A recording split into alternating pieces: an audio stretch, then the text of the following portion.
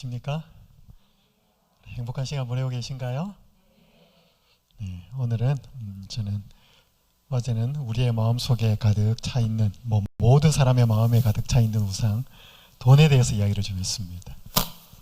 오늘은 자식에 대해서 이야기를 좀 하겠습니다. 자녀가 우상 맞나요? 자녀가 신이에요. 남편 없이 혼자서 아들을 키우던 한 엄마가 있었습니다. 공부를 잘했어요. 그 엄마는 그 아들을 꼭 의대에 보내고 싶었습니다.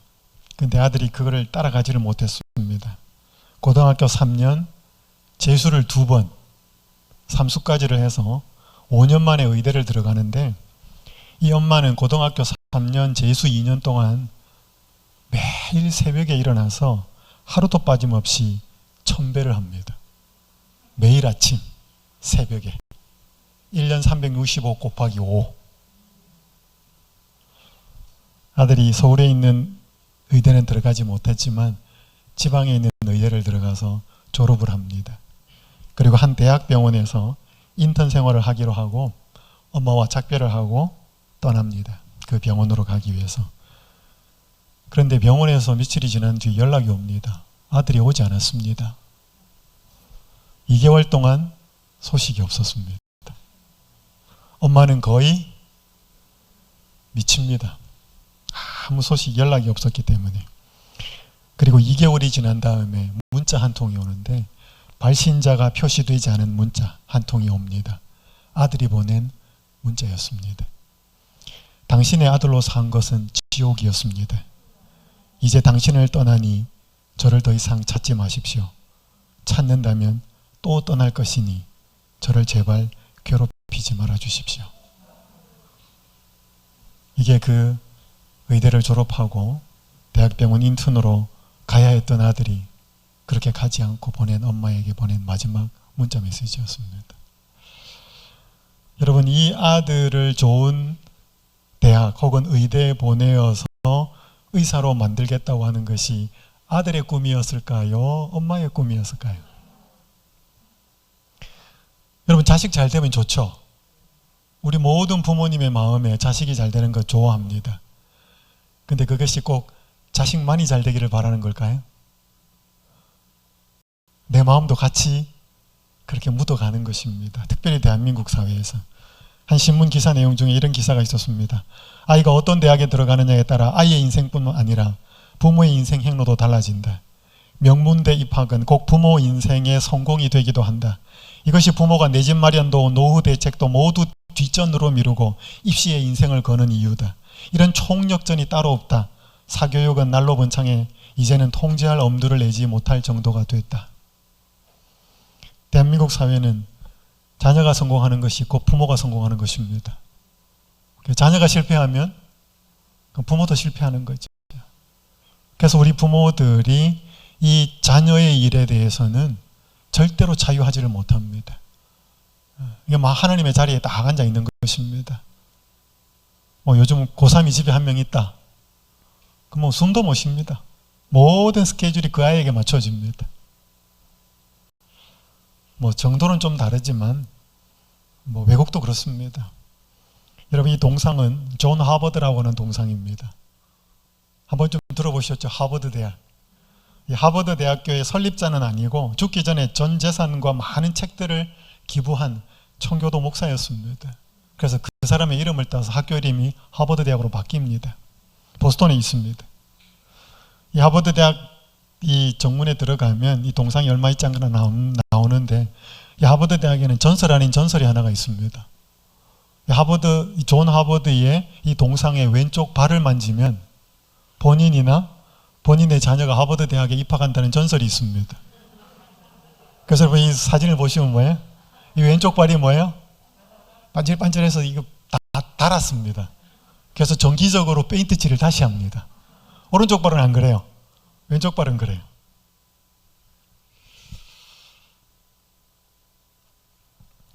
성경 마태복음 20장 21절에서 21절, 20절, 21절 이렇게 말씀합니다.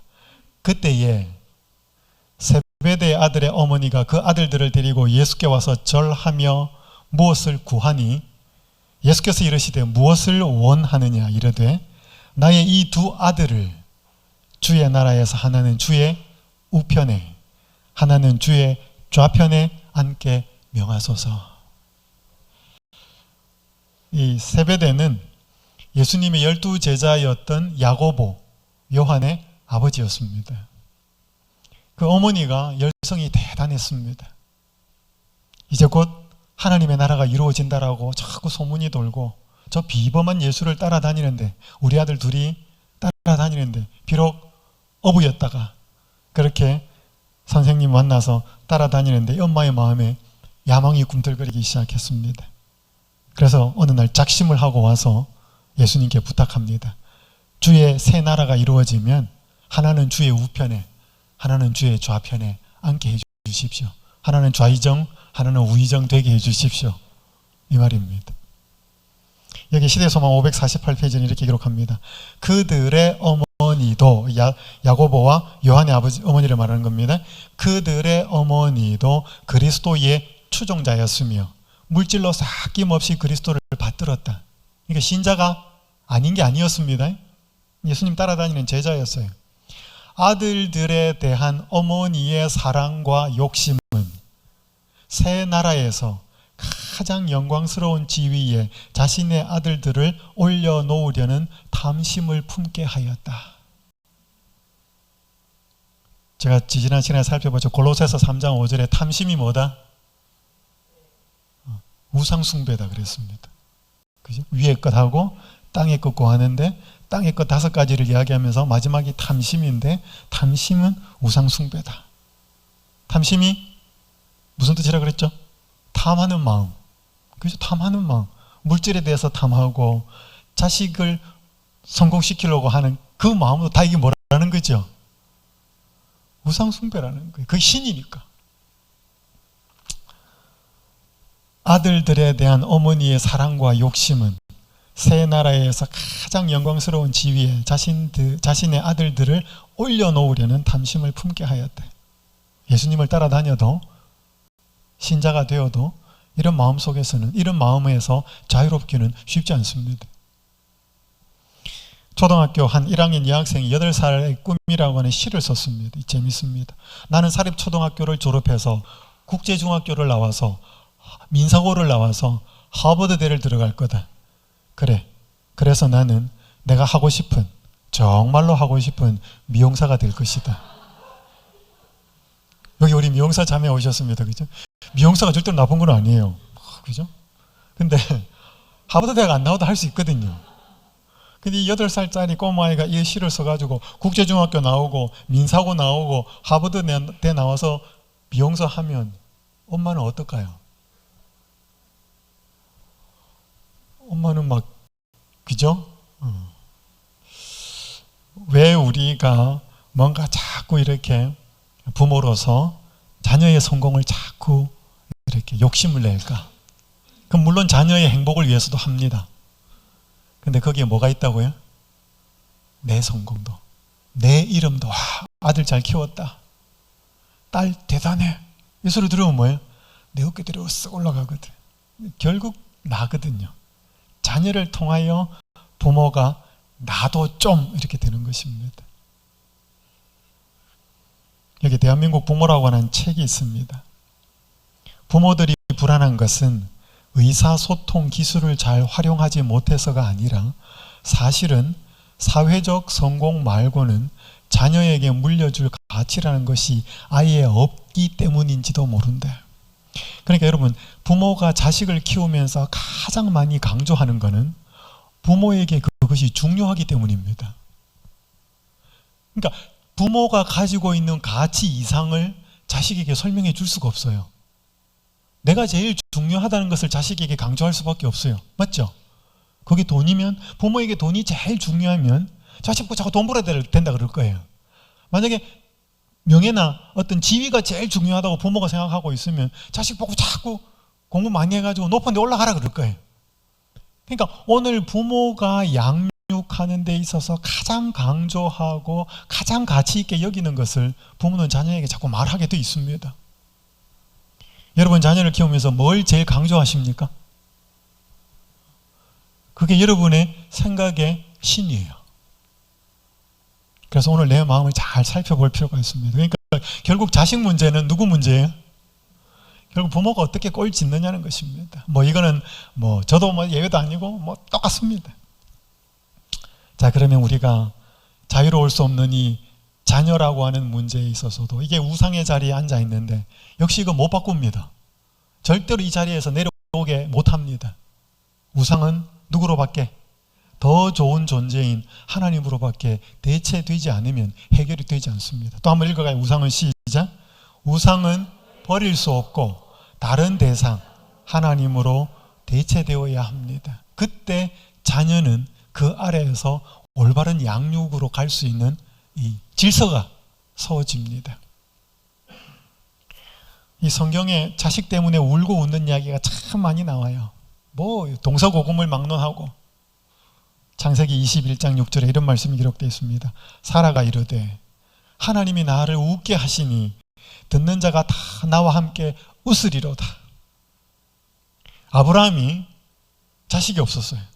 아브라함이 몇 살에 자식을 얻는가 하면 100살에, 사라는 90살에 완전히 할머니 할아버지가 되어서 자식을 얻습니다. 여러분, 이 이삭의 이름의 뜻은 웃음이라는 뜻이에요. 웃음. 1년 전에, 아들 낳기 1년 전에, 그러니까 아브라함이 99살 때, 사라가 89살 때 하나님이 내년 이맘때 네가 아들을 얻을 거다 그래요. 그러니까 이 사라 할머니가 듣고 나서 뭐예요? 웃었어요. 그때 웃는 거는 뭐예요? 아이고 하나님, 이 할머니 웃기시네요 이렇게. 그때 웃음은 비웃음이었습니다. 코웃음, 말도 안 되는 소리. 그때 하나님이 뭐라고 하냐면, 아니 너 웃었다? 우리 하나님 참 유머로 사신 분이, 너 웃었다. 그래서 너 아들 낳으면 이름을 이삭이라 지어라. 그래서 이름이 이삭이에요. 그러니까 이때 웃음은 뭐예요? 진짜 기뻐서 웃는 웃음이 아니고 말도 안 되는 그 이야기에서 이 웃음이에요.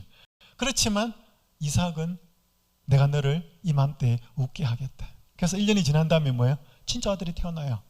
너무 웃겨. 그때 이 사라가 하는 말이에요. 하나님이 나를 웃게 하셨다. 1년 전에는 뭐예요? 그냥 비웃음 비슷한 웃음 나게 했는데 진짜 1년 지나고 나서 뭐예요? 나로 하여금 이 마음에서 진짜 우러나오는 기쁨의 웃음이 나오게 하셨다. 그래서 아들 이름이 뭐예요? 이삭. 이렇게. 이삭은 이름이 웃음이라는 뜻이에요. 얼마나 좋았겠어요. 100살에 90살에 손자도 아니고 뭐예요? 아들이에요. 아들. 근데 이 아들 행복하게 잘 살 것만 같았는데 하나님이 이 아들을 뭐가 이야기를 합니다. 창세기 22장 2절 여호와께서 이르시되 내 아들 내 사랑하는 독자 이삭을 데리고 모리아 땅으로 가서 내가 내게 일러준 한 산 거기서 그를 번제로 드리라. 와, 이거 청천벽력 같은 명령이죠. 여러분, 하나님이 인신 제물을 바치라 그럴까요? 사람을 제물로. 제가 한 글을 보는데 힌두교의 그 선교사 이야기를 보는데 참 가슴이 아팠습니다. 실화였어요.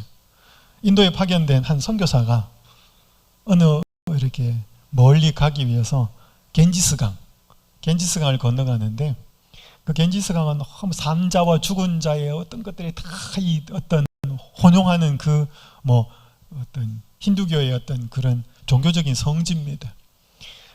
그 선교사 길을 가는데 그 겐지스 강변에 한 엄마가 아니 혈색도 초라하고 힘도 하나도 없는 엄마가 이 아들을 이렇게 안고 있습니다.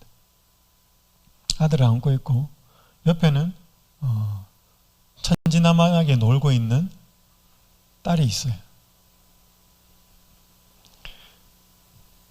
그러면서 이 선교사가 지나가면서 이렇게 물어봐도 인사를 해도 그 여인은 대답을 안 해요. 품고 있는 이 아들은 파리하게 누가 봐도 병색이 만연한 아픈 아들이었습니다. 그렇게 인사를 하고 아침에 일찍 그곳을 지나갑니다. 그리고 볼일을 보고 해가 질 무렵에 다시 그 돌아오는 그 길에 그 여인이 그대로 그 자리에 앉아 있었어요. 아침하고 달라진 것이 있다면 그 품고 있는 아들은 더 파리해졌는데 옆에서 천진난만하게 놀고 있던 딸은 없어요. 그냥 묻습니다. 아주머니 안녕하세요. 아직도 계시네요. 오늘 보니까 아침에 있었던 그 꼬마 아이, 예쁜 아이 어디 있어요? 이렇게 물어요. 그때 이 엄마는 더 저 겐지스강을 이렇게 가리킵니다. 이 선교사가 순간 머리가 쭈삣 섭니다. 다시 다 같이 묻습니다. 아니 딸은요? 내가 믿는 신을 위해서 저 겐지스강에 바쳤습니다. 이 선교사는 완전히 뚜껑이 열립니다. 어떻게? 당신은 그 사랑하는 딸을. 너무 답답해가지고 한마디 합니다. 아니 이왕 바쳐야 된다면 보니까 당신 품 안에 안고 있는 이 아들 병이 들어서 어떻게 될지 모르는 것 같은데 만약에 바쳐야 되면 그 아들을 바치지 왜 건강하고 멀쩡한 그 딸을 바쳤냐고 막 그렇게 묻습니다. 그때 그 여인은 그 선교사를 아주 뭐라고 할까 조롱하는 듯이 올려다보면서 눈도 안 맞추었던 그 여인이 그렇게 말합니다. 내가 믿는 신은 나에게서 최선의 것을 받으셔야 합니다.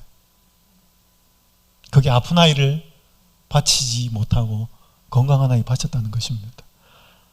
여러분 세상에 잘못된 신앙을 갖고 있으면 이렇게 가요. 여러분 그럼 그 하나님, 그 사람들이 믿는 신하고 이 아브라함을 모리아 산으로 가서 번제로 바치라고 말하는 이 하나님하고 달라요? 뭐 별로 다른 것 같지 않아 지금 상황에서는. 아브라함이 고민합니다. 여러분 이거 어떻게 고민이 안 되겠어요? 갑니다. 3일 길을 걸어서 거의 다 와서 이제 종 둘 데리고 아들 데리고 자기하고 4명이 가는데 그 마지막 모습은 보여주기 싫어서 그 종은 산 밑에 있으라 그럽니다. 이 아브라함이 종들에게 이르되 너희는 나귀와 함께 여기서 기다리라. 내가 아이와 함께 저기 가서 예배하고 우리가 너희에게로 돌아오리라 하고. 여러분 분명히 아브라함하고 이삭하고 같이 올라갔으면 이삭을 제물로 바쳤으면 누가 내려와야 돼? 분명히 혼자 내려와야 돼. 근데 이 지금 뭐라고 써요? 뭐라고 말해? 우리가. 복수로 씁니다.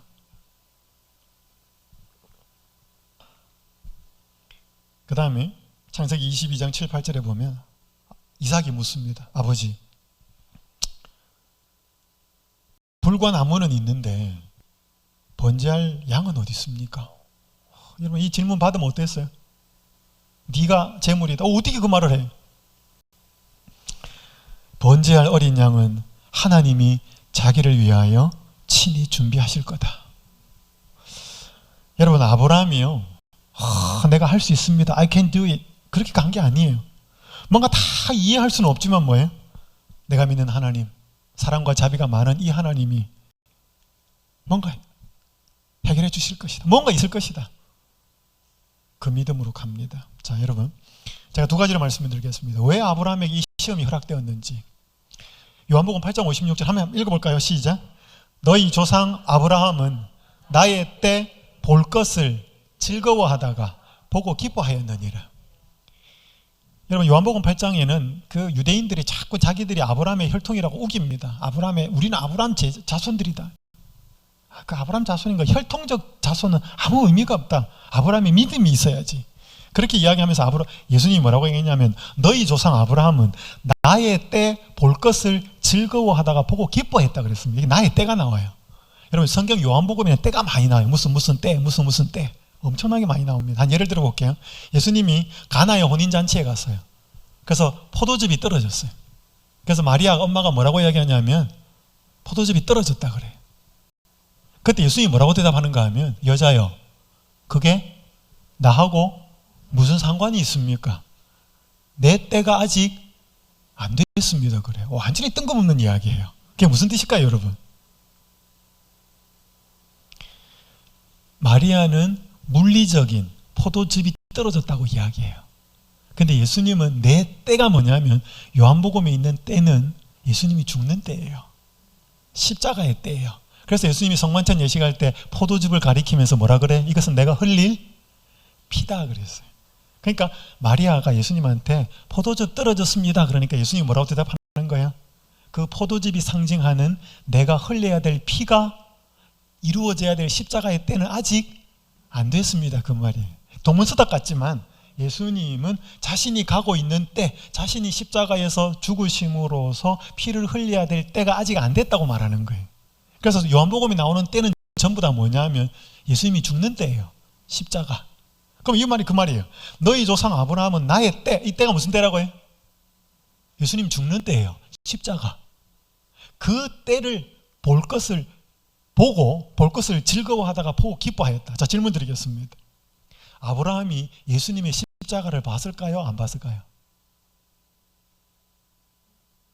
못 봤을 것 같잖아요. 시대가 다른데. 근데 이게 예수님이 뭐라 그래? 보고 즐거워했다. 어디서 봤을까요?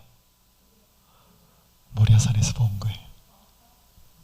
모리아산에서 뽑아들었을 때 뭐예요? 그때 본 거예요. 여기 이렇게 기록합니다. 부조와 선지자 154페이지. 하나님께서 아브라함에게 그의 아들을 죽이라고 명령하신 것은 그의 믿음을 시험하는 동시에 복음의 실체를 그의 마음에 새겨주기 위함이었다. 그 무서운 시련의 어두운 날 동안 그가 참은 고통은 그가 자신의 경험을 통하여 무한하신 하나님께서 사람을 구속하기 위하여 치르신 희생의 위대함을 깨닫게 하려고 허락되었다 그랬습니다. 그게 무슨 말인가 하면, 우리는 예수님이 십자가에 달려 돌아가셨으니까 예수님만 고통을 당했다고 하는데, 누구도, 하나님 아버지도 엄청난 고통과 대가를 지불했다는 사실을 뭐예요? 아브라함에게 알려주시기 위해서. 아브라함이 그 경험을 한 거예요. 왜? 아들을 죽이러 가니까. 이때 아들을 죽이러 가면서 아브라함은 죽었습니다. 아버지가 죽은 거예요. 아들을 죽음에 내어주는 고통이 얼마나 깊고 아프다는 것을 하나님은 아브라함이 알기를 원하셨어요. 그래서 여러분, 예수님이 십자가에 달려 돌아가실 때 흑암이 깜깜해집니다. 그 흑암이 깜깜한 자리에 하나님이 나타나셨어요. 그 가려운 겁니다. 빛을. 그거 나타나면 사람들 다 죽으니까 하나님의 영광을 가리운 것이 흑암이었습니다.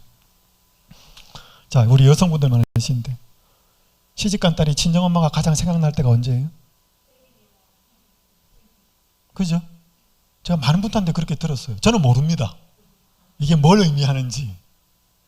시집간 딸이 친정엄마가 가장 생각날 때, 아이 낳을 때, 이렇게 아프게 낳으면서 뭐를 생각하는 거예요?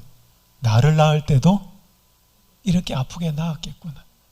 그때부터는 친정엄마하고 더 통하죠. 그죠? 엄마로서 통하는 거죠. 그러니까 같은 고통을 경험했기 때문에 더 깊어지는 것이, 더 마음을 잘 헤아리는 거죠. 아브라함이 그전에는 몰랐는데 아들을 죽음에 내어주는 고통이 얼마나 아픈지를 안 다음에 하나님을 더 깊이 이해하게 된 거죠. 그래서 야고보서에 보면 아브라함을 뭐라고 표현하는가 하면 내 벗이다 그랬습니다. 하나님과 친구는 마음을 알잖아요.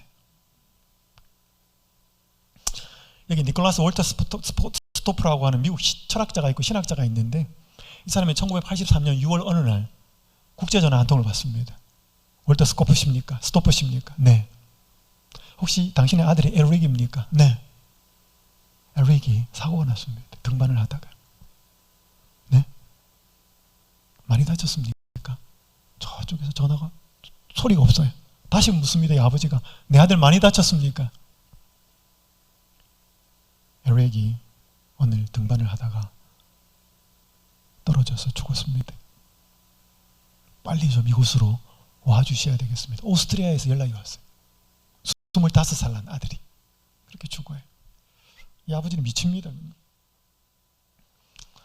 여러분, 여기 괴테가 이런 말을 했습니다. 눈물 젖은 빵을 먹어본 적이 없는 자, 슬픈 밤을 한 번이라도 침상에서 울며 지새운 적이 없는 자, 그는 당신을 알지 못합니다.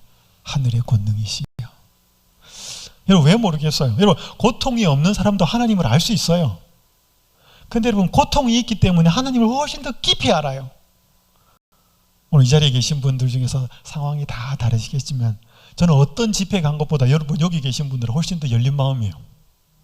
왜 그래요? 여러분 자체가 지금 절실하잖아. 절박하고, 내가 지금 가난하고, 가난한 마음입니다. 심령이 가난하고 내 아픔이 있고 고민이 있는데 지푸라기로도 잡고 싶은 이 마음 속에서 하나님을 향하여 마음이 그렇게 열릴 때 뭐예요? 그 고통 속에서 하나님이 깨달음을 온전히 주실 수 있거든. 여러분, 고통이 없어도 눈물 먹은 빵, 젖은 빵을 안 먹어봐도 하나님 알 수 있어요. 대단히 비상적이죠. 친정엄마가 시집간 딸이 친정엄마 알 수 있습니다. 그러나 똑같이 아픈 엄마가 되는 경험을 통하여서 엄마를 더 깊이 아는 것처럼 하나님께서 이 모리아산으로 괜히 쓸데없이 고통을 주려고 한 게 아니고 뭐예요? 물론 시험하는 면이 있습니다. 그렇지만 구속의 계획에 하나님과 예수님과 성령께서 어떤 일을 하시는지를 더 깊이 깨닫게 해주시기 위해서 이 시험을 허락한 거예요. 그래서 이 월터 스토프가 책을 씁니다. 1년 뒤에 Lament for a Son, 그러니까 아들을 위한 애통, 통곡 뭐 이런 말인데 한국말로 번역이 되어 있어요. 나는 사랑하는 사람을 잃었습니다라는 책이. 이 책이 이렇게 이야기합니다. 하나님은 고통받는 자들의 하나님일 뿐 아니라 스스로 고통받는 하나님이시되 내 눈물의 프리즘 사이로 나는 고통받으시는 하나님의 모습을 보았다. 그러니까 자기가 아들을 잃고 자기가 너무 통곡하면서 살다가 문득 하나님을 보니까 뭐예요? 그 전에 하나님은 고통당하는 것을 위로하시는 하나님으로서는 이해했는데 아들을 잃고 고통하시는 하나님은 눈에 안 들어오더라는 거죠. 그런데 이제는 뭐예요? 자기가 아들을 잃고 고통을 당하면서 눈물을 흘리면서 하나님을 보니까 하나님도 그렇게 울고 계셨더라고 하는 사실이 깨달아진 거예요. 그래서 내 눈물의 프리즘 사이로 나는 고통받으시는 하나님의 모습을 보았다. 그래서 이 책은 그가 아들을 잃은 슬픔, 더 이상 아들을 만나볼 수도 없고 안을 수도 없고 대화할 수도 없는 그 슬픔 가운데 그의 아픔을 하나님 이 아버지의 희생과 사랑으로 이 마음이 치유받은, 그래서 승화시킨 책이에요. 여러분, 그래서 고통은 별로 좋지는 않습니다. 하지만 고통이 아니었을 때는 경험해보지 못하는 하나님을 찾을 수 있는 귀한 통로가 됩니다.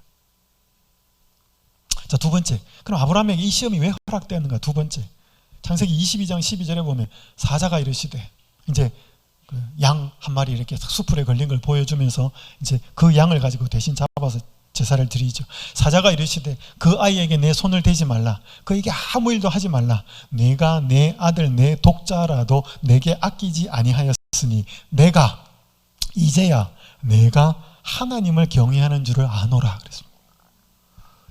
여러분, 한 가지 질문 드릴게요. 하나님이 몰랐다가 내 인제 알겠다. 네가 나를 경외하는 줄을. 그런 적 있을까요? 그럼 하나님이 전지전능하지 않지. 하나님은 여기까지 몰랐다가 뭐예요? 이 상황이 딱 돼갖고는 이제 알았다. 우리나 그러지, 우리는 무슨 상황에서 뭐예요? 이거 몰랐다가 뭐예요? 사람이 뭐 하고 말하고 행동하고 달라가고 뭔가 본 모습을 보여주고 해서 야, 네 원래 진심이 이랬구나 이렇게는 되는데 하나님은 다 알잖아요. 그 전도 알고 그 이후도 아는데 내가 이제야 너가 하나님을 경외하는 줄을 아노라. 이게 뭔 뜻이에요 이게? 이 본인이 안단 말이 아니에요. 하나님이 아브라함에게 이 말씀을 하시면 아브라함이 어떻게 할 건지 3일 동안 고민하다가 데리고 가가 어떻게 할 건지 다 아는데 뭐 이제야 아노라 그러겠어요. 그 전부터 알았지. 이거는 뭐예요? 다른 사람이 이제야 알게 되었다는 뜻입니다. 여기 부조선자 154쪽에 기록합니다. 아브라함에게 요구된 희생은 그 자신의 유익이나 후대의 유익만을 위한 것이 아니라, 빨간자 읽어볼까요? 시작. 하늘과 다른 세계들의 무죄한 지적 존재들을 교훈하기 위한 것이었다. 여기 우리 재림 신자 아니신 분도 계시면 조사심판도 이런 거예요. 조사심판은 그 당사자를 위해서 하는 게 아니고 다른 삼자를 위해서 하는 거예요. 저 사람이 구원받을 수 있나 없나 삼자는 모르거든요. 하나님, 저 사람이 믿음의 조상입니까? 아브라함이 좀 문제 있는데요. 맨날 가가지고 자기 부인이 예쁘다고 뭐예요? 자꾸 부인 아니라 그러고 뭐예요? 누이라 그러고. 원래 남자들 군대 가가지고 뭐예요? 애인이 이쁘면 갈굼을 당하지만 누나나 여동생이 이쁘면 대접받거든요. 소개시켜달라고. 뭐 어쨌든 간에. 그러니까 지금 어쨌든 뭐 거기까지는 가지 말고요. 어쨌든 간에 아브라함이 하나님을 진짜 경배한다는 걸 하나님 내 인제 알았다 이게 아니고 뭐예요? 하나님이 이 광경을 마련하면서 뭐예요? 타락하지 않은 천사들, 우주의 거민들, 아브라함 믿음 없는 줄 알았는데 뭐예요? 아들을 데리고 저렇게, 이제 아브라함이 믿음이 있는 줄 알았다. 그걸 하나님 자기가 알았다라고 표현하는 거예요. 하나님 그때 한 게 아닙니다. 그래서 온 우주의 거민들 앞에 보여주기 위한 거예요. 사탄이 이거 더 이상 시비 못 걸게. 자, 어쨌든 아브라함이 여기 히브리서 11장 18절에 19절에 보면 그에게 이미 말씀하시기를 내 자손이라 칭할 자는 이삭으로 말미암으리라 하셨으니, 여러분 하나님 아브라함 아들 없어가 울적하면 하나님 야 가자 밤에 나와라 아브라함, 저 하늘 보이지? 별 하나 나 하나 별 둘 나 둘 이렇게 세어보면서 뭐예요? 네 자손이 저렇게 많을 거다. 또 바닷가 지중해 데리고 가가지고 뭐예요? 모래 너 모래 알 많지? 네 자손이 이렇게 될 거다. 계속 그렇게 이야기하잖아요. 근데 아들 팍 죽어버리면 어떻게 돼요? 안 되잖아요. 그러니까 아브라함이 뭐에 대한 생각을 하게 되었는가 하면 하나님이 아브라함입니다. 하나님이 능히 이삭을 죽은 자 가운데서 다시 살리실 줄로 생각한지라 비유컨대 그를 죽은 자 가운데서 도로 받은 것이니라. 여러분 아브라함이 데리고 가가지고요 이렇게 뽑는 거 아니에요. 양 잡을 때 이렇게 확 이렇게 하지 않아요. 그냥 양 잡을 때 이렇게 목 이렇게 해가지고 하니까 어떻게 아들 이렇게 해요. 그림 성화 그리는 거 대부분 별로예요. 이렇게 하는 거 아닙니다. 어쨌든 간에 그때 이삭은 이미 죽었습니다. 죽지 않았어도 아브라함한테는 죽었어요. 그 아들은. 그리고 그 아들이 양 잡아서 대신 제사 드리면서 아들이 그 결박된 상태에서 일어났을 때 아브라함에게는 그 아들은 죽었다가 부활한 것입니다. 그래서 죽은 자 가운데서 도로 받은 것이니라고 이야기하고, 하나님이 그를 죽은 자 가운데서 능히 다시 살릴 줄로 뭐 했다는 거예요?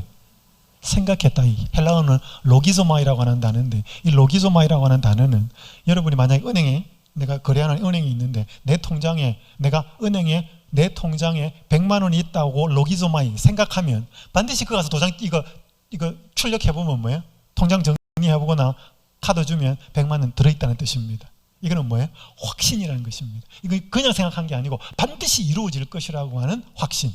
이게 로기즈마이라고 하는 단어예요. 그러니까 내 아들 하나님이 죽여놓으면 뭐예요? 죽이면 분명히 바다에 모래같이 하늘의 별과 같이 그렇게 될 거라고 그분이 약속하셨으니 내 아들 죽어도 내 아들 뭐 할 거다? 살려놓을 거다. 그러니까 여러분 아브라함이 이 고난의 길을 간 것은 어금니 깨물고 간 게 아니고 믿음으로 간 것입니다.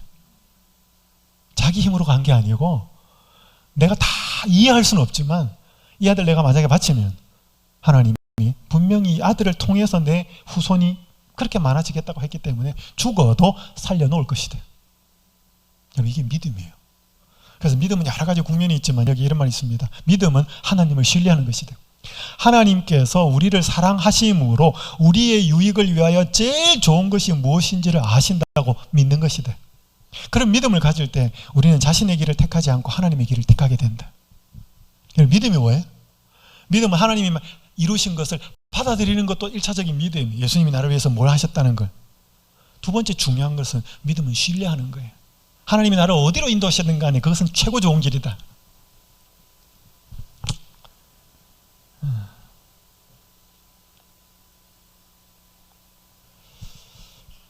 저는요 지금 공대를 졸업했습니다. 저는 전공이 기계설계공학이에요. 어제 제가 잠깐 좀 이야기한 것처럼 제가 공대를 간 건 딱 이유가 하나입니다. 집이 너무 어려우니까 빨리 졸업하고 취직해서 돈 벌어라. 이게 저희 외삼촌의 뜻이었습니다. 누이가 너무 고생한 걸 봐가지고. 그래서 제가 이 대학을 갔습니다. 대학을 갔더니 제가 기대한 건 너무 달라요. 100명이 다 남자들인데 맨날 와서 하는 말은 어제 2차 가다가 3차 가다가 이렇게 하다가 필름이 끊겼는데 내가 어디서 잤는지를 모르겠다. 뭐 이런 거. 그리고 맨날 놀다가 와가지고 시험 칠 때 되면 뭐예요? 야, 뭐 페이퍼 없어? 뭐 그렇게 하면서 이제 시험 치고. 그것도 끝나고 나면 막 참 그렇게 살는 모습, 야, 내가 지금 이런 대학 생활을 하려고 한 게 아닌데. 그러면서 저는 이제 제가 대학교 1학년 때 침례를 받았습니다. 저는 장로교의 모태신자였고요. 그러면서 이제 더 성경은 재밌었습니다. 성경을 보니까 너무 재밌어가지고 학교는 열심히 다녔습니다. 학교는 열심히 다니는 이유는 딱 하나였습니다. 제 어머니가 시장에서 노점에 장사를 하시는데 그 장사하는 그 돈 벌어가지고 먹고 살기도 힘든데 비싼 등록금 내는 거, 그건 너무나 안 맞기 때문에, 그래서 제가 어머니 그 돈 안 가지고 공부를 하기 위해서 공부를 열심히 했습니다. 장학금 받으려고. 그리고 나머지 시간은 주로 이제 교회에서 많이 살았습니다. 성경을 공부해 보니까 뭐예요? 너무 재밌는 거예요, 이 성경이. 그러니까 여러분 이제 오늘 지금 시대 소망 가지고 오셨지만 이번에 올 때, 저는 시대 소망을 읽고 참 많이 울었어요. 대학교 1학년 때. 밑줄 치다가 너무 감동받으면 뭐예요? 노트 하나 놓고 뺏겼습니다. 노트에다가. 감동적인 구절은. 뭐 그때이 컴퓨터 이력이 아니었기 때문에. 그거 읽고 그렇게 자꾸 이렇게 성경하고 가까워지니까 학교는 별로 재미없고, 대학교 2학년 때 저희 어머니한테 이제 심각하게 결심을 하고 어머니한테 제안을 했습니다. 어머니, 내가 대학 생활을 이렇게 해보니까 이거 별로 좀 재미가 없는 것 같습니다. 성경은 너무 재밌고, 내가 신학과로 편입을 하면 어떨까요? 맞아 죽을 뻔했습니다. 절대로 안 된다. 또 그거 이제 못하고 3학년 군대 갔다 오고 4학년 이제 친구들은 다 취직한다고 면접 보러 쫓아다니는데 이제 갈등이 되는 거예요. 나 어떻게 살아야 되지? 나도 그냥 취직을 해. 제가 그 돈이 없었기 때문에 장학금 받으려고 공부를 열심히 했거든요. 그러니까 성적이 좋았어요. 그러니까 교수님들이 저를 좋아라 했어요. 야, 너 공부해봐라, 이쪽 전공으로. 그래서 제가 대학교 4학년 여름방학 때 기도를 하기 시작했습니다. 3가지 기도 제목을 가지고. 첫 번째, 취직하는 것. 두 번째, 내 이 전공 기계설계공학과 공부를 계속해서 내가 이쪽으로 한번 해보는 것. 세 번째, 신학 공부를 해서 목사가 되는 것. 이거 3가지를 놓고 기도를 하기 시작했습니다. 기도를 하는데 뭐예요? 기도를 하면 할수록 이게 자꾸 3번이야. 뭔가 이렇게 하나님이 계시를 오는 건 아닌데 기도를 하면 자꾸 마음이 이쪽으로 가요. 3번으로. 그래서 제가 남들 친구들 취직 공부하러 갈 때 저는 대학원 준비를 했습니다. 도서관에 앉아가 성경책 공부해놓고 막 펴놓고. 그래서 제가 이제 신학 공부하러 이제 올라가는데 돈이 없잖아요. 돈이. 저희 어머니가 대줄 것도 아니고. 그래서 제가 3가지 기도 제목이 있었습니다. 하나님, 제가 신학 공부를 늦게 하는데 제가 어느 교회에 출석을 하면서 모르겠지만 잘 배울 수 있는 교회, 출석할 수 있는 교회를 하나님 좀 마련해 주십시오. 첫 번째. 두 번째, 기숙사에 떨어졌어요. 추첨을 해가지고. 있을 곳이 없는 거예요. 아는 형 집에 일주일간 이제 살면서 기숙사 하나님 좀 들어가게 해주십시오. 두 번째. 세 번째, 하나님, 제가 돈을 벌으면서 공부를 해야 됩니다. 딴 걸 할 줄은 아는 거 없고, 제가 대학 다닐 때 계속 아이들 과외를 했으니까 하나님 거기 가서도 좀 아이들 공부 가르치고 이렇게 좀 아르바이트 할 수 있는 그것도 좀 해주십시오. 3가지를 간절히 기도를 했습니다.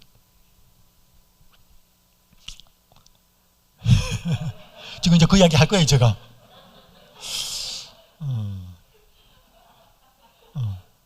제가 정말 제 인생이 저는 정말로요.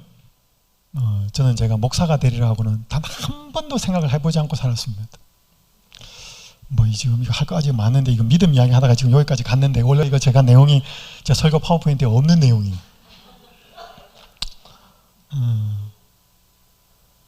이제 기숙사, 그 다음에 아르바이트, 이게 이제 하나씩 해결이 되는데 1년째 되었을 때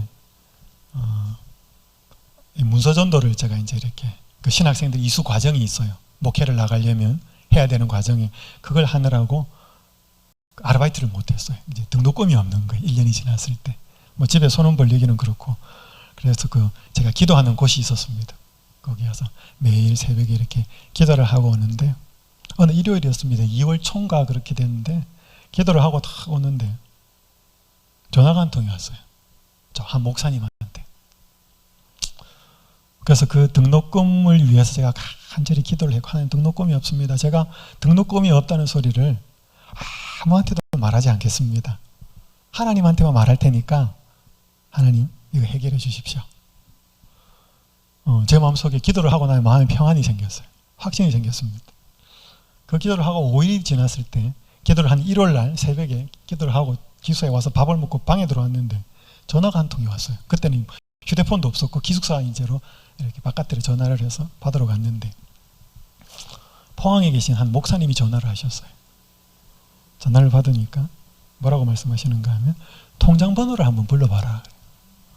목사님, 통장 번호를 왜 부르라 그러십니까? 네 등록금 좀 보내줄게. 목사님 월급을 제가 아는데 뭐 괜찮습니다. 빨리 불러봐라. 목사님 공돈이 생겼습니까?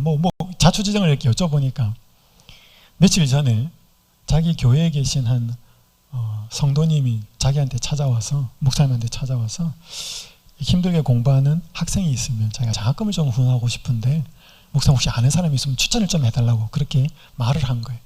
그분이 누구였냐면 포항제철 부사장 사모님이었어요. 그러니까 이제 이분이 제가 생각이 난 거예요. 그래서 저를 이야기를 한 거예요. 그래서 제가 그 말씀을 탁 들으니까, 목사님 그때가 언제였습니까? 제가 물었어요. 그때 그 목사님 하시는 말씀 하더만 5일 전이었다. 그래서 제가 기도를 시작한 날부터였어요. 그러니까 제가 기도를 시작한 날부터 하나님은 뭐예요? 딱 이렇게 사람을 준비해 두시고 뭐예요? 그래서 저는 그분이 한 번만 보내줄 줄 알았어요. 근데 제가 대학원 졸업할 때까지 그분은 등록금을 보내주셨습니다. 제가 이런 이야기 엄청 많아요. 엄청 많은데 다 말씀을 드릴 수는 없죠. 그렇다고 해서 제가 기도를 드릴 때마다 다 응답받았다, 그건 아니에요. 그때 정말 하나님 보시기에 필요했기 때문에 뭐예요? 응답해 주신 거예요. 그래서 여기 여러분, 제가 꼭 드리고 싶은 말씀은, 믿음은 하나님을 뭐 하는 거다? 신뢰하는 건데, 하나님께서 우리를 사랑하심으로 우리의 유익을 위하여 제일 좋은 길이, 제일 좋은 것이 무엇인지를 아신다고 믿는 거다. 내가 보면 잘 몰라요. 이게 제일 좋은 길인지 아닌지는. 제가 좀 건너뛰겠습니다. 시간이 다 됐기 때문에. 이효령 씨죠, 그죠? 얼마 전에 돌아가셨죠? 대표적인 대한민국의 지성인인데, 옆에 있는 이 여자분이 딸이에요. 이민아 씨. 이 이민아 씨는 이효령 씨 딸이었기 때문에 대단히 스트레스가 많았다 그래요. 학교 다닐 때부터. 너 이효령 씨 딸이지? 이렇게 하면 막 모든 것이 그렇게 되니까, 집에 와가지고 아빠 하고 이렇게 쫓아오면 엄마가 쉿, 아빠 글 쓰신다, 조용히 해, 방해하지 말고. 그러니까 늘 아빠의 사랑을 이렇게 못 받아가지고 이렇게 공허했던 딸이었습니다. 그러다가 22살에 남자 한 명을 만납니다. 아빠의 사랑을 대신해 줄 것 같은 그 남자였다고 생각했습니다.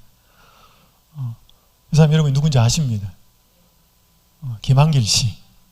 지금 정치하는, 지금 탤런트 최명길 씨 남편. 집안의 반대를 무릅쓰고 미국까지 가서 결혼을 합니다. 그래도 5년 만에 헤어져요. 그러니까 그 아버지의 사랑을 채워줄 것 같은 그 남편의 사랑이 길게 가지 못합니다. 그리고 3년 만에 재혼을 해요. 재혼을 하는데 이 첫 남편과의 사이에서 태어난 아들은 너무 심한 사춘기를 겪어가지고 엄마를 너무 고통스럽게 만들었고, 그 재혼한 남편과에서 태어난 아들은 자폐아였습니다. 너무 고통스러워합니다. 아들이 너무 사고를 많이 치니까 이 엄마가 너무너무 고통스러워서 하나님께 매달립니다. 그때 이제 하나님이 말씀을 통해서 응답하시는데, 딴 건 아니고 네가 사랑을 못 해줘서, 사랑받지 못해서 그렇다. 무조건 사랑해줘라. 그런 확신이 들어요. 그러니까 뭐 사춘기 막 나가는 아들 어떻게 막 무조건 사랑해 줍니까? 그냥 무조건 사랑하려고 노력하다 보니까 자기가 막 방황할 때 자기를 향하여 가지고 계셨던 하나님의 사랑도 이러한 사랑이었을 거라는 사실이 깨달아져요. 무조건적인 사랑을 주려고 하다 보니까 뭐예요? 부모도 무조건적인 사랑을 주려고 하는데 하나님이 나한테 어떤 사랑을 지금까지 주고 오셨는지에 대한 깨달음이 생깁니다. 그러면서 이 이민아 씨가 본인의 상처가 치유가 돼요. 아버지한테 못 받은 상처, 남편한테 못 받은 상처, 아들에게 받은 상처가 치유가 돼요. 그러면서 정말 예수님의 마음으로 아들을 대합니다. 어느 어머니 날 아침에 자고 일어나서 거실에 나가보니까 꽃바구니 하나가 딱 놓여있고 편지 하나가 꼽혀 있습니다. 그 이야기를 이 땅끝의 아이들이라고 하는 책에서 소개합니다. 아들이 한 편지예요. 이 내용이. 내가 아무리 하나님을 부인하고 싶어도 엄마 안에 있는 하나님의 사랑을 부인할 수 없습니다. 엄마가 엄마 힘으로 사랑하려다 한계에 달해서 나를 미워할 수밖에 없는 상황으로 엄마를 몰아갔는데 엄마 안에 다른 사랑이 있다는 것을 느끼게 해줬어요. 엄마가 나를 사랑한 것이 하나님의 사랑으로 나를 사랑했다는 것을 알아요. 이런 편지가 적혀 있어요. 그러니까 이 아이가 엄마를 한번 테스트해 본 거예요. 엄마를 한번 열받게 만들어 본 거예요. 계속 엄마를 몰아가는데 그 엄마가 진짜 다르게 나오더라는 것입니다. 그러니까 이거는 엄마의 사랑이 아닌 다른 사랑이더라는 것입니다. 그러니까 이 아이가 그때부터 완전히 달라집니다. 근데 이 아이가 나중에 죽어요. 참 이 여인의 삶은 파란만장합니다. 나중에 이 여인도 이제 암에 걸려서 죽기 전에 아버지한테 대한 소원을 말하죠.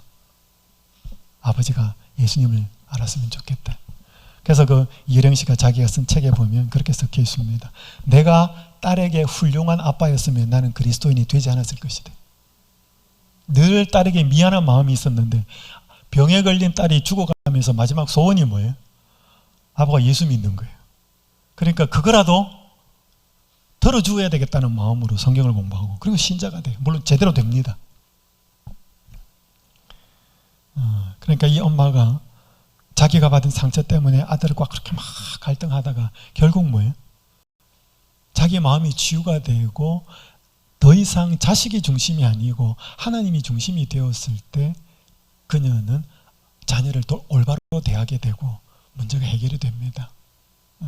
그래서 오늘 계속 말씀을 계속 드리고 있지만 오늘 우리의 마음속에 자녀도 너무 소중한 보물이기 때문에 그 대상이 우리의 마음속에 신이 되어 있습니다. 하나님처럼, 우상처럼. 제가 한 이야기만 들고 이제 마무리할게요. 제가 미국에서 유학 중에 동부 여성, 그쪽에 동쪽에 있는 여성들 그 여성 선교회 집회에 제가 집회를 하러 갔습니다. 그때 안식일에 한 여집사님이 엄마가 나와서 간증을 하는데 너무 가슴이 아프면서 마지막에는 너무 감사했습니다. 이 아들이 대단히 똑똑한 아들이었어요. 공부도 잘했고. 그래서 대학을 어디로 가냐면 그 테네시주에 있는 밴드빌트라고 하는 대학에 갑니다. 이 밴드빌트 대학은 별명이 하나가 있는데 남부에 하버드라는 별명이 붙어 있습니다. 그러니까 북쪽에는 아이비리그가 있는 반면에 그 밴드빌트는 남부의 하버드라고 하는 최고의 대학이에요. 그 아들이 거기 들어가요. 똑똑하고 막 한데 자관 엄마하고 고등학교 다닐 때부터 막 갈등이 너무너무 심한 거예요.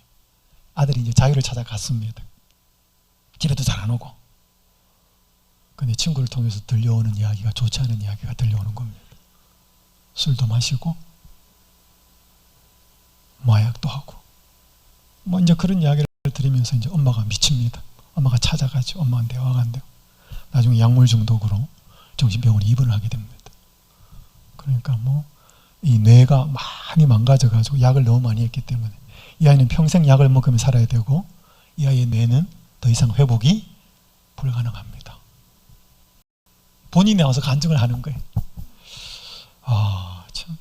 그러니까 이 엄마가 자기가 뭘 잘못했는지를 깊이 돌아보면서 철저하게 다시 말씀으로 돌아갑니다. 뭐 시간이 없기 때문에 다 말씀을 드릴 수 없지만 그러면서 아이에게 끊임없이 말씀으로 대합니다. 다 생략하고 마지막에는 이 아이가 완전히 회복이 됩니다.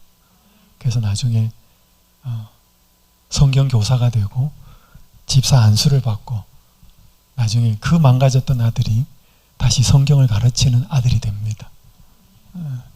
그러면서 저희들에게 간증을 하는 그 시간이 너무 감동적이었습니다. 그러니까 여러분 지금 우리의 마음속에 뭐 자녀로 인한 고민 한두 가지 없는 분들이 어디 있겠습니까? 하지만 분명한 것은 하나님이 제가 책에 있는 부모학교라고 하는 책에 있는 코테이션을 2개 읽겠습니다. 여기 그 게리 토마스라고 하는 이 가정사역 전문가인 이 게리 토마스가 한 말에 보면 우리는 자녀 양육을 하나님이 우리 아이들을 기르심과 동시에 부모인 우리들을 깨끗하게 하시는 과정으로 보아야 한대. 여러분 한번 봐봐요. 여러분 송아지 태어나면 얼마 만에 걸어요? 그죠? 며칠만 지나면 걸어 다닙니다. 띠뚱띠뚱 하다가. 근데 자녀는요? 1년을 키워도 제대로 잘 못 걷습니다. 그리고 평생 20년, 요즘은 왜 자녀는 그렇게 오래 키워서 모든 일거수일투족을 부모가 그렇게 키워야 그런 시스템으로 하나님이 만들어놨을까? 좀 뭐예요? 한 1, 2년 뚝딱 하다가 뚝딱 커버리고 뭐예요? 지 할 일 지가 하고 부모 할 일 부모 하려고 하면 스트레스도 훨씬 적을 텐데. 아까 제가 아침에 밥 먹을 때 여기 여성분들 몇 분들하고 이렇게 이야기하는데 다 자녀 이야기하다가 뭐예요? 이야기하다가 울컥해가지고 눈물 막 나고 자녀 이야기에 자유로울 수 있고 당당해질 수 있고 아무 문제가 없다고 말할 수 있는 부모는 아무 데도 없습니다. 다 자녀 이야기하면 내 마음에 상처가 있고 본인에게 준 상처가 있고 미안한 마음이 있고. 저도 그래요. 저는 아까 잠깐 이야기했지만 저는 학원 목회하면서 저는 집에 10시에 전에 들어가 본 적이 없어요. 그래서 제 큰아들이 지금 25살인데 아빠 나는 모든 목사님이 집에 10시에 들어오는 줄 알았어. 그래서 저는 아버지로서도 꽝이었고 남편으로서도 꽝이었습니다. 여기 뒷말 좀 읽겠습니다. 자녀 양육을 통해 우리는 여태 있는지도 몰랐던 영적인 죄들을 대면하게 되고 장점인 줄만 알았던 자기 내면의 약점을 지적받는다. 대형차가 쑥쑥 지나다닐 만큼 커다란 구멍이 자녀 양육 과정에서 드러난다. 여러분 어떤 때 엄마는 자녀를 키우다가 완전히 모든 것을 희생할 수 있는 순교자가 돼요. 엄마가 그런 마음, 아빠가 그런 마음이 있어요. 어떤 때는 내 속에서 막 악이 받쳐가지고 이깃이 막 솟아나가지고 와 내가 정말 이런 엄마였나 이런 아빠였나라고 하는 본심을 보게 됩니다. 극과 극을 보게 되는 거죠. 아이를 키우면서 희생하는 마음도 보게 되고 정말 이기적인 내 모습을 보게 됩니다. 그러니까 자녀를 키우면서 장점과 약점이 다 드러납니다. 부모에게서. 그렇죠? 저도 그랬어요.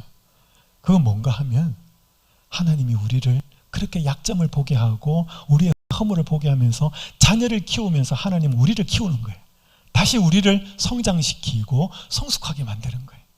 하나님이 그래서 롱 프로세스, 자녀를 키우는 오랜 기간으로 그렇게 만들어 놨다 이 말. 금방 끝나는 게 아니고 늘 자녀를 향하여 가지고 있는 마음을 보면서 또 게리 토마스는 또 이렇게 말합니다. 아무리 씨름하고 지칠지라도 우리는 하나님이 나를 용서하셨고 내게 인내하시며 내가 자식들에게 하는 것보다 더 많이 내 약점을 참아준다는 사실을 망각한 채 자기 의의 자리에 이르러서는 절대 안 된다. 우리가 자식을 인내해야 하는 것보다 그분은 몇 배나 더 오래 우리를 인내하신대. 우리는 자녀 양육의 가장 피곤한 면들을 오히려 우리를 참아주시는 하나님께 감사하는 계기로 삼을 필요가 있다. 때때로 부모가 오래 참아요. 못 참아가 열받아가지고 확 할 때도 있어요. 근데 뭐예요? 하나님 우리한테 안 그러거든. 하나님은 정말 우리를 향해 오래 참으시는데 뭐예요? 이 내가 참지 못하는 모습을 보면서 하나님이 나를 오래 참으신다는 것을 배우라는 거죠. 보라는 거죠. 그래서 자녀를 키우면서 자꾸 자녀인 내가 하나님 아버지와의 관계로 자꾸 나를 돌아보게 하는 과정이 자녀 양육의 과정. 이게 그렇게 힘들지 않았으면 뭐예요? 그렇게 하나님을 보지 않는다는 거죠. 그래서 제가 이제 마무리 슬라이드를 말씀드리겠습니다. 우리의 사랑이야말로 우리가 실제로 무엇을 믿고 있는지 보여준다. 계속 이거 있습니다. 제가 그죠? 설령 말로는 다른 것을 믿는다고 해도 모든 것이 드러난다. 따라서 사람들이 진정으로 변화된다는 것은 단지 그들의 생각이 변하는 게 아니라 그들이 가장 사랑하는 것이 변하는 것이다. 우리 자녀를 얼마나 사랑합니까? 정말 자녀를 사랑해요. 모든 것을 다 내어줘도 아깝지 않을 정도로 자녀를 사랑합니다. 그렇기 때문에 보물이에요. 그렇기 때문에 많은 경우 그 자녀가 하나님의 자리에 앉아 있습니다. 오늘 이 자녀를 우리가 하나님 앞에 내려놓을 필요가 있습니다. 하나님, 분명히 이 자녀가 이렇게 소중한 대상이기 때문에 저의 삶에 하나님이 신이 되어 왔습니다. 때때로 그 자녀를 대할 때 본성의 모습으로 상처를 주기도 했고 상처를 받기도 했습니다. 이제는 소중한 대상이지만 하나님의 자리가 아니라 하나님이 그 자리에 계실 때 그 자녀를 대하는 모습이 달라질 수 있다는 것입니다. 오늘 다시 한번, 그래서 여러분, 아브라함이 120살 이후의 삶은 이 모리아산으로 갔다 오고 난 이후의 삶은 뭐 성경에 구체적으로 나와 있지 않지만, 만약에 아브라함에게 그런 시험이 없었더라면 자신도 모르게 이삭이 자기의 마음에 신이 되어 있었는 것을 또 몰랐을는지도 모릅니다. 딱 시험이 닥치니까 뭐예요? 이 존재가 나에게 신으로 자리를 잡고 있었구나라고 하는 사실을 깨닫게 되는 거죠. 오늘 우리가 하나님은 절대로 그렇게 해서 우리를 자녀를 버리게 하지는 않습니다. 우리가 하나님을 하나님으로서 마음의 중심으로 참 보배로서 둘 때 자녀가 그렇게 제 자리에 두게 됩니다. 그래서 혹시 여러분의 자녀가 너무 잘 되었을 때, 그것으로 인해서 너무 이런 우쭐도 하지 마시고, 너무 못 되었을 때 여러분이 그것이 모든 여러분의 책임이다라고 죄책감을 다 뒤집어 쓰고 고통도 하지는 마셔요. 어느 정도 책임은 있습니다, 부모로서. 하지만 자식에게 선택권이 있어요. 여러분 성경에 보면 히스기야, 아담, 아하스, 그러니까 그렇게 선한 왕 밑에, 히스기야 밑에 므낫세가 나와요. 므낫세 밑에는 또 뭐예요? 또 선한 왕이 나와요. 악한 왕 밑에. 그러니까 그 부모가 보여준 영향력은 분명히 중요하지만 그 보여준 대로 다 하지 않아요. 다 되지 않아요. 그러니까 한 아이가 완전히, 아버지가 술고래였습니다. 두 아들이 완전히 달랐어요. 기자가 인터뷰를 합니다. 큰아들 보고, 큰아들은 술고래예요. 묻습니다. 당신 왜 이렇게 삽니까? 그 아들의 대답, 내가 이럴 수밖에 없지 않습니까? 두 번째 아들하고 인터뷰합니다. 두 번째 아들의 대답, 내가 이럴 수밖에 없지 않습니까? 두 번째 아들은 술을 입에도 안 대었습니다. 그러니까 똑같은 아버지를 보고 자라도 뭐예요? 본인의 선택에 따라서 다르게 될 수도 있습니다. 그러니까 모든 것이 부모의 책임은 아닐 수 있습니다. 너무 죄책감은, 그러니까 지금이라도 이제는 그 자녀를 위해서 기도할 필요가 있습니다. 다시 한번 오늘 내 마음속에 하나님을 소중하게 모시는, 그래서 자녀를 향한 내 마음이 평온해질 수 있고 정말로 온전히 하나님께 그 자녀를 위해서 기도할 수 있는 저희가 되었으면 좋겠습니다. 기도하겠습니다. 하늘에 계신 하나님 아버지, 이번 기간 우리의 마음속에 소중하게 자리를 잡고 있는 우상에 대해 살펴보고 있습니다. 너무나 많은 경우에 눈에 넣어도 아프지 않을 자녀들이 우상이 되어 있고 신이 되어 있습니다. 그로 인해서 많은 관계들이 망가지기도 했습니다. 아버지 하나님, 이제는 내 자녀들을 위해서 기도합니다. 그들에게도 선택권이 있고 마음이 있사오니 하나님이 그들의 마음속에 좌정할 수 있도록 인도하여 주시옵소서. 그래야 저희도 그들을 신의 자리가 아니라 하나님을 온전히 우리의 마음의 주인과 중심이 되는 자리에 두어서 망가진 자녀들과의 관계가 있다면 회복될 수 있도록 축복하여 주시옵소서. 우리 주님 예수님의 이름으로 간절히 기도드립니다.